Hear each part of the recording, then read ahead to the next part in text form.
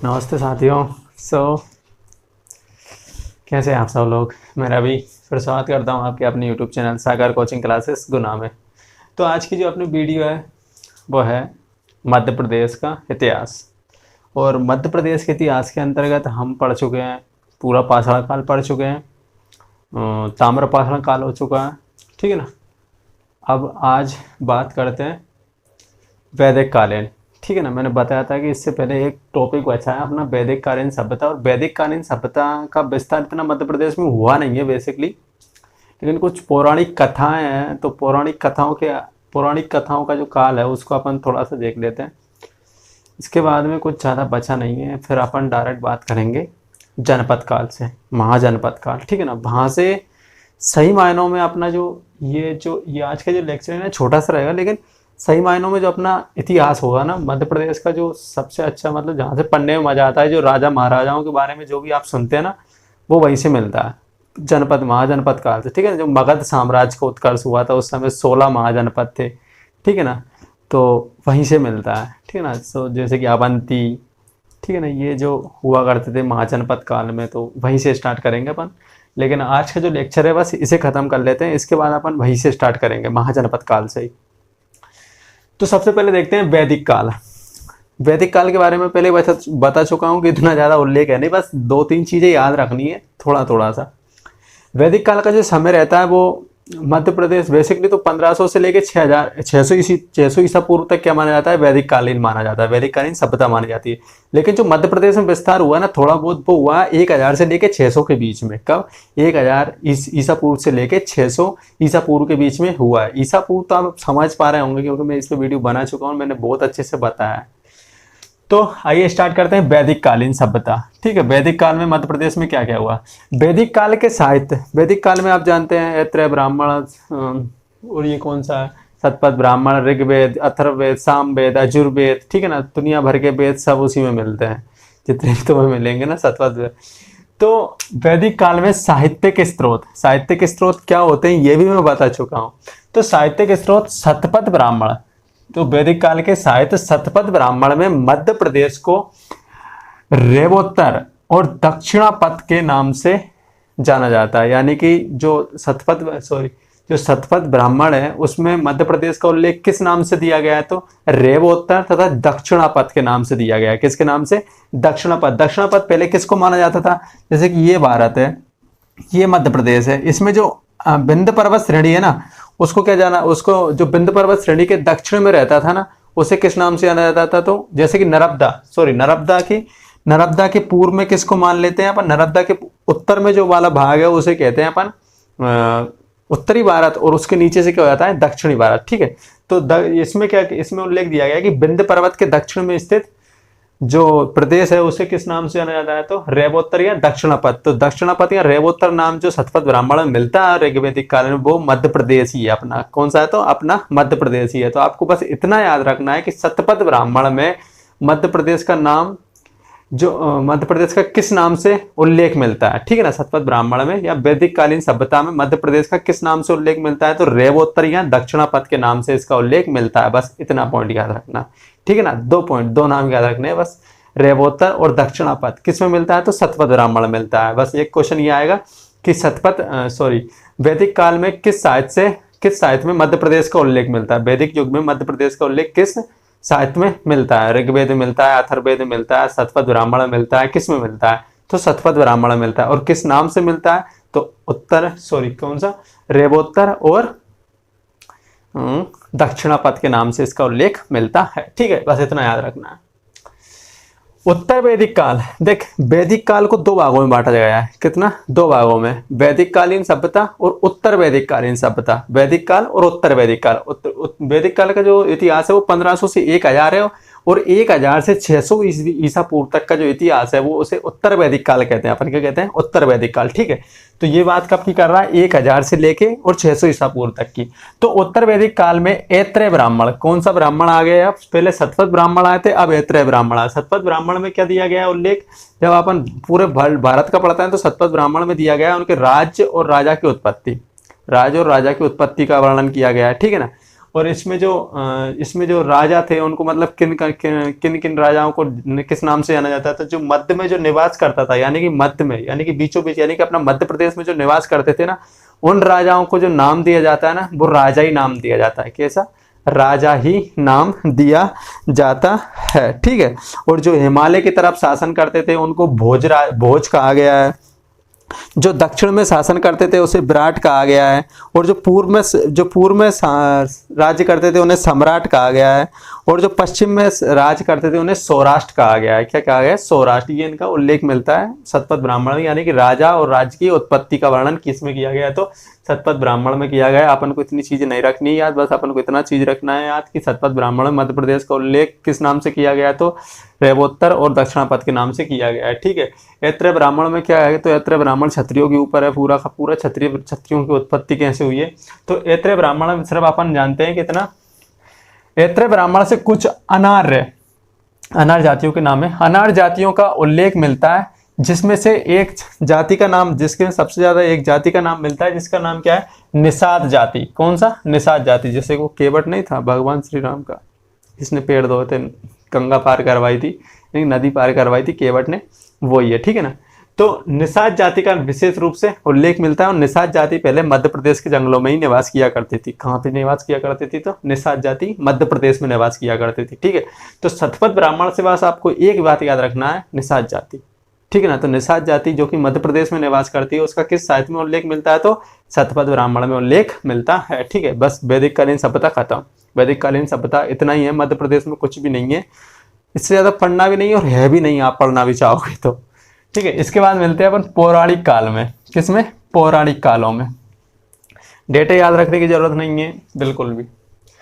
पौराणिक कथाओं के अनुसार वर्तमान अनूपपुर क्षेत्र, जो वर्तमान का अपना अनूपपुर जिला है ना, जहां से नर्मदा नदी का उद्गम होता है, कौन सा? नर्मदा नदी का जहां उद्गम होता है ना, वो अनूपपुर जिले से होता है ना। नर्मदा नदी जो मैकाल श्रेणी के अंतर्गत आता है, सतपुड़ा पर्वत श्रेणी का, ठीक है। सबसे पूर्वी श्रेणी, जिसका आकार कैसा है? तो अर्धचंद्राकार है। कैसा? अर्धचंद्राकार, ठीक है। तो अनूपपुर क्षेत्र यानी कि मैकाल पर्वत श्रेणी में एक वंश रहा करता था, जिसका नाम क्या था? नागवंश। कौन रहता था? जहां नागवंशी शासकों का शासन हुआ करता था, आज के अनूपपुर जिले में, जहां से नर्मदा नदी का उद्गम होता है। और जो नर्मदा नदी है वो नागवंशी ही कन्या मानी जाती है, यानी कि नागवंश की ही राजकुमारी थी। कौन? जो नर्मदा नदी मानी जाती है, ठीक है। नर्मदा नागवंश की ही राजकुमारी थी, शासन था। और जिसका राजा का नाम था कौन? कारकोट। यानी कि नागवंश जो कि उस समय वहां पर राज शासन करता था, उसके जो राजा का नाम वो क्या था? कारकोट नाम था। क्या था? कारकोट नाम था, ठीक है। इन नागवंशी शासकों पर एक बार क्या किया? गंधर्वों ने आक्रमण कर दिया, यानी गंधर्वों ने हमला कर दिया। तो अब हमला कर दिया तो ये इतने सक्षम नहीं थे कि गंधर्वों का सामना कर पाए। तो इसके लिए उन्होंने क्या किया? अयोध्या, सीधे अयोध्या, यानी कि इक्ष्वाकु वंश के राजा थे ना श्री राम, तो अयोध्या से मदद मांगी। क्या? यानी कि जब नागवंशों पर गंधर्वों ने आक्रमण किया, तो गंधर्वों ने क्या किया? गंधर्वों के आक्रमणों से बचने के लिए नागवंशियों ने क्या किया? अयोध्या से मदद मांगी अपने लिए युद्ध के लिए। तो अयोध्या से सहायता मांगी किन्होंने? नागवंशियों ने। किसने किया था इन पर आक्रमण? तो गंधर्वों ने किया था, ठीक है, सहायता मांगी। इस समय जो वहां के राजा थे, यानी कि जब नागवंशियों ने वहां पर मदद मांगी गंधर्वों के खिलाफ युद्ध में, तो उस समय अयोध्या के जो राजा थे वो कौन थे? तो वहां के जो राजा थे वो थे इक्ष्वाकु नरेश मानधाता थे। कौन थे? इक्ष्वाकु नरेश मानधाता थे। कौन थे? इक्ष्वाकु नरेश मानधाता थे, ठीक है ना। तो जिस समय गंधर्वों से युद्ध में गंधर्वों के खिलाफ नागवंशियों ने अयोध्या से मदद मांगी थी, यानी इक्ष्वाकु राजाओं से मदद मांगी थी भगवान श्री राम के पूर्वजों से, तो उस समय अयोध्या के राजा कौन थे? अयोध्या के राजा तो अयोध्या के राजा थे मानधाता। तो मानधाता ने क्या किया? अयोध्या के जो राजा थे उन्होंने क्या किया? अपने पुत्र, कौन से? अपने पुत्र पुरुकुत्स, उनका नाम क्या था? तो पुरुकुत्स था, ठीक है। तो अपने पुत्र पुरुकुत्स को क्या कर दिया? नागवंशियों की सहायता के लिए भेज दिया। क्या कर दिया? इन्होंने गंधर्वों के खिलाफ अपने पुत्र पुरुकुत्स को नागवंशियों की सहायता के लिए भेज दिया, और नागवंशियों का पुरुकुत्स था उसने गंधर्वों को पराजित कर दिया। क्या कर दिया? उसने गंधर्वों को पराजित कर दिया। अब पराजित कर दिया, तो इससे नागवंशी काफी खुश हुए। तो नागवंशियों ने क्या किया, अपनी पुत्री रेवा, जो कि नर्मदा नदी है, ठीक है ना, अपनी पुत्री रेवा का विवाह किससे कर दिया, पुरुकुत से कर दिया। किससे कर दिया, पुरुकुत से कर दिया। लेकिन हमें उल्लेख मिलता है कि जो ओंकारेश्वर है वहां पर क्या नर्मदा नदी को कुंवारी नदी कहा गया है, कि नर्मदा नदी का तो विवाह ही नहीं हुआ है। क्या, नर्मदा नदी का तो विवाह ही नहीं हुआ है, लेकिन इनके अनुसार पुरुकुत्स का विवाह किससे कर दिया, रेवा से कर दिया। और रेवा का नाम जो पुरुकुत्स था, उसी ने रेवा का नाम बदल कर क्या कर दिया, नर्मदा कर दिया। ठीक है ना। तो नर्मदा नदी का नाम किसने बदला था, रेवा से नर्मदा किसने किया है, तो पुरुकुत्स ने किया है। जो किसका बेटा था, तो मानधाता का बेटा था, जो कि इक्ष्वाकु नरेश अयोध्या के राजा थे। कौन थे, अयोध्या के राजा थे। कौन, मानधाता। मानधाता के पुत्र कौन थे, पुरुकुत्स थे। और पुरुकुत्स ने पुरुकुत्स का विवाह किसके साथ कर दिया था, रेवा के साथ कर दिया था। यानी कि रेवा का इसका वर्णन नहीं मिलता कि रेवा के साथ किया है कि नहीं किया, लेकिन रेवा को तो कुंवारी नदी कहा गया है। क्या कहा गया है, कुंवारी नदी कहा गया है। कहाँ पे कहा गया है, तो महेश्वर में कहा गया है, सॉरी कहाँ कहा गया है, तो सॉरी ओंकारेश्वर में नहीं, क्या कहा गया है, कुंवारी नदी कहा गया है। ठीक है ना। तो इनका जो नाम परिवर्तन है, लेकिन नाम परिवर्तन किन्होंने किया है, तो नाम परिवर्तन यानी कि रेवा का नाम बदलकर नर्मदा किसने रखा है, तो पुरुकुत्स ने रखा है। किसने रखा है, तो पुरुकुत्स ने क्या किया है, रेवा का नाम बदलकर नर्मदा नदी कर दिया। ठीक है, नर्मदा नदी कर दिया, ये लिखा है। पुरुकुत्स ने ही रेवा का नाम बदलकर नर्मदा कर दिया था। इन्हीं के यानी कि जो इक्ष्वाकु शासक थे, यानी कि जो अयोध्या के शासक थे इक्ष्वाकु, उन्हीं के एक राजा थे, उनका नाम था मुचुकुंद। क्या था, मुचुकुंद। कौन थे, मुचुकुंद, जो कि इक्ष्वाकु वंश का ही था। कौन था, जो मुचुकुंद था वो भी क्या था, इक्ष्वाकु वंश का ही था। इसी ने जो मुचुकुंद था, इसी ने खंडवा में ओंकारेश्वर के पास, ठीक है, खंडवा में ओंकारेश्वर के पास अपने पूर्वज नरेश मानधाता, कौन के, नरेश मानधाता, यानी कि यही मानधाता, ठीक है ना। तो मानधाता के नाम पर मानधाता नगरी की स्थापना की थी। तो मानधाता नगरी की स्थापना किसने की, तो मुचुकुंद ने की। ठीक है ना। अगर आपसे क्वेश्चन आ जाए मानधाता या वर्तमान ओंकारेश्वर की स्थापना किसने की, तो मुचुकुंद ने की। ठीक है ना। आपको ऑप्शन मानधाता भी मिल जाएगा, लेकिन मानधाता ने मानधाता की स्थापना नहीं की। उन्हीं के वंशज थे जिनका नाम क्या था, तो मुचुकुंद था। और मुचुकुंद ने क्या किया था, मानधाता की स्थापना की थी, जिसे वर्तमान में ओंकारेश्वर के नाम से जाना जाता है। ठीक है, मानधाता नगरी की स्थापना मुचुकुंद ने की थी। ठीक है ना, याद रखना। स्थापना करते हैं और ओंकारेश्वर में क्या है, एक ज्योतिर्लिंग भी स्थित है, जिसका नाम क्या है, जो कि पूरे भारत में 12 ज्योतिर्लिंग में से 2 मध्य प्रदेश में स्थित है। एक है उज्जैन में महाकालेश्वर, ठीक है ना, और दूसरे हैं जो ओंकारेश्वर में स्थित हैं, खंडवा जिले के ओंकारेश्वर में स्थित हैं। उनका नाम है ममलेश्वर ज्योतिर्लिंग। क्या, ममलेश्वर ज्योतिर्लिंग। आप महाकालेश्वर ज्योतिर्लिंग तो काफी ज्यादा प्रसिद्ध है, वो तो उनका नाम तो चलता ही है, उनकी कृपा सब पे बनी रहे। ठीक है ना। तो ममलेश्वर ज्योतिर्लिंग जो है वो कहाँ है, तो ओंकारेश्वर जिनके नाम से जानते हैं अपन, वहाँ पे उन जो ज्योतिर्लिंग है उनका नाम क्या है, तो ममलेश्वर ज्योतिर्लिंग है। कौन सा है, ममलेश्वर ज्योतिर्लिंग है। और यहीं पर ही नर्मदा नदी को कुंवारी नदी कहा गया है। मात्र ओंकारेश्वर में ही नर्मदा नदी को कुंवारी नदी कहा गया है, और कहीं भी नर्मदा नदी को कुंवारी नदी नहीं कहा गया। ठीक है, एकमात्र जगह नर्मदा नदी को कुंवारी नदी कहा गया, और वो कहाँ कहा गया है, तो ओंकारेश्वर में नर्मदा नदी को कुंवारी नदी कहा गया है। ठीक है, ये हो गया। इसके बाद आते हैं अपन है वंश। कौन सा, है वंश, ऐसे नहीं है, है वंश है वास्तव में, है वंश। ठीक है, यदुवंश कौन थे, यदुवंश के संस्थापक, यदुवंश यदु जो वंश था उसके संस्थापक कौन थे, यदु थे। यदुवंश के संस्थापक कौन थे, यदु थे। और इनके एक पौत्र थे हयई। कौन, है वंश। कौन थे, है। ठीक है ना। तो है के नाम पर इस वंश का नाम क्या रखा गया, है रखा गया। किसके पुत्र थे, यदुवंश जो वंश था उनके संस्थापक यदु थे, और इनकी ये क्या थे, यदु के ये क्या थे, पौत्र थे, और इन्हीं का नाम क्या था, है था। और इसी है के नाम पर इस वंश का नाम क्या पड़ा गया, है वंश पड़ा गया। ठीक है। और इसके है वंश के एक राजा थे जिनका नाम क्या था, महिष्मत। क्या था, महिष्मत। ठीक है, महिष्मत। क्या था, महिष्मत। और महिष्मत ने ही महेशमती यानी कि जो वर्तमान में महेश्वर है उसकी स्थापना की थी। क्या की थी, महिष्मत ने ही वर्तमान में महिष्मती, जो महिष्मती आप सुने होंगे दक्षिणी उज्जैन की यानी दक्षिणी अवंती की राजधानी भी थी। जब अपन महाजनपद काल पढ़ेंगे तो इसका वर्णन आएगा। महिष्मती एक थी उज्जैनी और दूसरी थी महिष्मती, ठीक है ना। तो महिष्मती की स्थापना किसने की थी? महिष्मत ने की थी। जो किस वंश से संबंधित थे? तो अह वंश से संबंधित थे, ठीक है ना। तो अह वंश के राजा महिष्मत ने महिष्मती, जो कि वर्तमान महेश्वर स्थित है, ठीक है ना। तो वर्तमान महेश्वर की स्थापना की थी, ठीक है, महिष्मत ने। महिष्मत के नाम से जाना जाता है। इस वंश का जो सबसे प्रतापी राजा था, ठीक है ना, अह वंश का जो सबसे प्रतापी राजा था उसका नाम था कार्तवीर्य। कौन था? कार्तवीर्य अर्जुन या सहस्त्र अर्जुन, या इसी का नाम था बाहुबली। इसी का नाम, एक और नाम क्या था? बाहुबली, क्योंकि इसके बाहुओं में बहुत बल था, बाहुबली, ठीक है। इन्हीं का नाम क्या था? बाहुबली। इनका जो सबसे प्रतापी राजा था वो था कार्तवीर्य अर्जुन या सहस्त्र अर्जुन। कौन था? सहस्त्र अर्जुन, यानी कि सहस्त्र अर्जुन का मतलब होता है 1000 भुजाओं वाला, ठीक है ना। सहस्त्र अर्जुन था, ठीक है। तो ये काफी ज्यादा बाहुबली थे। इन्होंने क्या किया था? इसने क्या किया था? अनुपदेश को जीता था। इन्होंने क्या किया था? अनुपदेश को जीता था, और इसने लंका के राजा को भी हराया था। सहस्त्रधारा, यहाँ पर महेश्वर में क्या बनता है? एक सहस्त्र धारा जलप्रपात बनाती है नर्मदा नदी, ठीक है ना। कहानी है, सुन लो। अच्छा क्या है कहानी? सुनना।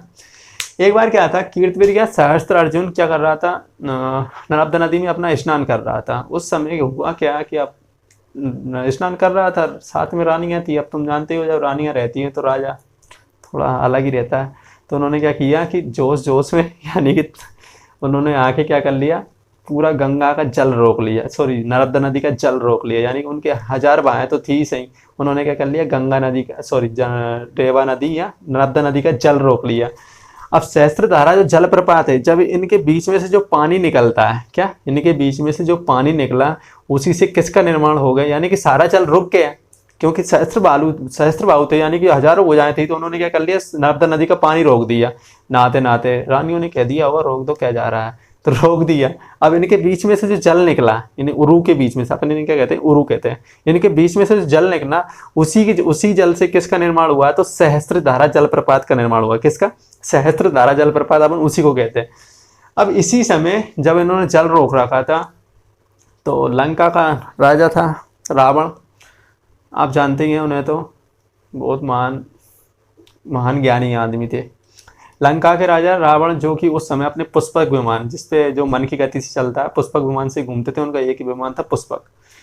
तो उन्होंने देखा कि नर्मदा नदी सूखी पड़ी है, तो चलो यहाँ कुछ भोलेनाथ का ध्यान ही किया जाए। तो उन्होंने क्या किया, विमान उतारा अपना, बोल दिया भाई उतर जा। उतर गए, नीचे बैठे, एक जो बालू रेत होती है ना, जो नर्मदा नदी में पाई जाती है, उससे क्या कर लिया, शिवलिंग बना लिया। शिवलिंग बना के और लग गए पूजा ध्यान में। तो उसी समय में अब क्या हुआ, सहस्त्रबाहु जो था वो, उसका जाने का समय हुआ घर। उसको चलना, रानियों ने कहा कि अब चलें घर, बहुत देर हो गई है, खाना वाना खाएंगे। तो वो चल पड़े। तो जैसे ही उसने अपनी बाहें हटाई और एकदम से पानी, जल जो नर्मदा का पानी था वो बहा, यानी कि जो पानी था वो निकला एकदम से। तो जब पानी निकला तो नीचे था रावण। ना तो सहस्त्रबाहु को पता है, ना रावण को पता है कि ऊपर हो क्या रहा है। तो जैसे ही पानी गया एकदम से, तो रावण ना शिवलिंग सब उखाड़ ले गया पानी साथ में। तो अब रावण जो था वो क्रोधित हो उठा और उसने युद्ध के लिए सहस्त्रबाहु को ललकारा। तो सहस्त्रबाहु ने भी क्या, आओ देखा न था, उसने कर ली उसकी युद्ध की चुनौती स्वीकार, और दोनों में युद्ध हुआ। तो सहस्त्रबाहु ने रावण को बंदी बना लिया, ठीक है ना। जितना आप मान समझते हो ना, रावण उतना भी मान नहीं था। बाली ने 6 महीने कांक में दबा के घूम फिरता था।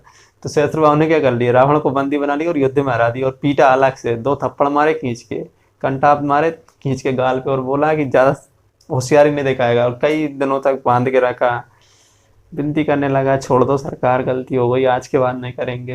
तब मुश्किल से छोड़ा था, ठीक है ना, सहस्त्र अर्जुन ने। मजाक कर रहा हूँ, ऐसे नहीं था, ठीक है। तो यही कहानी थी। इसी चलते किसका निर्माण हुआ था, सहस्त्रधारा जलप्रपात का निर्माण हुआ था। पौराणिक कथाओं के अनुसार है। ठीक है, पौराणिक कथाओं में पढ़ने में मजा आता है, सुनने में मजा आता है, ठीक है ना। जब वो इतनी बेहतरीन तरीके से समझाते हैं कि उन्हें पढ़ने में बहुत मजा आता है। तो यही था हयई वंश, ठीक है ना, खत्म हुआ। इसके बाद में अपन पढ़ेंगे जनपद काल, महाजनपद काल, जहाँ से क्वेश्चन आ सकते हैं, जैसे कि महिष्मती, यानी कि आज के जो महेश्वर है उसका उसका स्थापना किसने की थी? तो राजा महिष्मत ने की थी, ठीक है ना। अनुपदेश पर किसने जीता था? तो कीर्तिवीर अर्जुन या सहस्त्रार्जुन ने जीता था, ठीक है। मानधाता नगरी का स्थापना किसने की थी? तो मुचुकुंद ने की थी, ठीक है। और मानधाता कौन थे? तो ये इक्ष्वाकु नरेश अयोध्या के राजा थे, ठीक है। इक्ष्वाकु वंश के अयोध्या के राजा थे। कुंवारी नदी, नर्मदा नदी को कुंवारी नदी कहाँ कहा जाता है? तो ओंकारेश्वर में कहा जाता है, ठीक है। ममलेश्वर ज्योतिर्लिंग कहाँ? तो ओंकारेश्वर में स्थित है। रेवोत्तर या दक्षिणा पथ मध्य प्रदेश को किस में उल्लेखित, मध्य प्रदेश का नाम किस में उल्लेखित है? तो शतपथ ब्राह्मण में, शतपथ ब्राह्मण और ऐत्रेय ब्राह्मण में निषाद जाति का वर्णन मिलता है, ठीक है। तो ये था मध्य प्रदेश का पौराणिक और वैदिक कालीन सभ्यता जो कि खत्म।